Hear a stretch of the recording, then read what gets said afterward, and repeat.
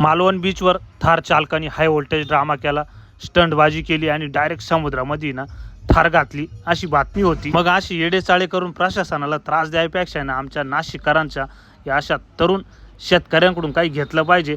आम्ही थार घेतो, तिला लक्ष्मी मानतो आणि शेतीसहित सर्व कामांसाठी वापर सुद्धा करतो। अशा पद्धती ओम शिंदेनी ना 5 एकरचे डोस थारमध्ये टाकून घेत। तर जय हरी माऊली, रामराम मंडळी। ऑर्डर घेऊन आलेली व्यक्ती म्हणे पासवर्ड सांगा। अहो म्हटलं हाय काय? ते म्हणे अहो तुम्हाला गिफ्ट येईल ना। म्हटलं आपण जर ऑर्डरच केलं नाही तर आलंच कसं काय? ते म्हणे अहो पैसे वगैरे सगळे पेड आहे। मग आपल्याला 1000 रुपयाचं आहे ना चांगली मिल्टलची बॉटल आहे ना कोणी गिफ्ट केली काही माहिती नाही, त्याबद्दल धन्यवाद। मग अशा पद्धतीने आपण रिसीव्ह करून घेतली। आपले फॉलोअर नाना भाऊ कांदे इकून आले होते, ते म्हणे आपल्याला आता टांबाटीसाठी ना बेसल डोस न्यायचा आहे, ते दरवर्षीच नेत असते। मग शेतकऱ्याची खरी परिस्थिती तुम्हाला सांगू का? आता हा माल बाजारात नेऊन विकला आणि त्याचे पैसे आले नाहीत आहे ना, लगेच पुढच्या पिकासाठी तयारी करायसाठी ना पुन्हा जमिनीमध्ये वाचायचं आहे।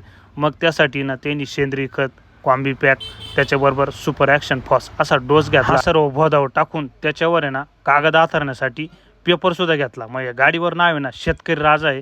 तसं शेतकरी राजासारखं आहे ना मोठं मन म्हणजे कृषीप्रधान देशात पहिल्याच पिकाचा आपला खरा मोबदला, उत्पादन खर्चही निघाला नाही तरी पुढच्या पिकासाठी ना पुन्हा जमिनीत ओतण्याची तयारी आणि तेवढं मोठं मन, त्यालाच म्हणतात पोषण। शेतकऱ्याला फक्त हमी भाव पाहिजे हो, नाही तर इनोवाच नाही। आम्ही जॅगवारमध्ये सुद्धा आहे ना गोण्या होऊ आणि जे शेतीला नावं ठेवत्या ना त्यांच्या नाकावर नक्कीच टिचून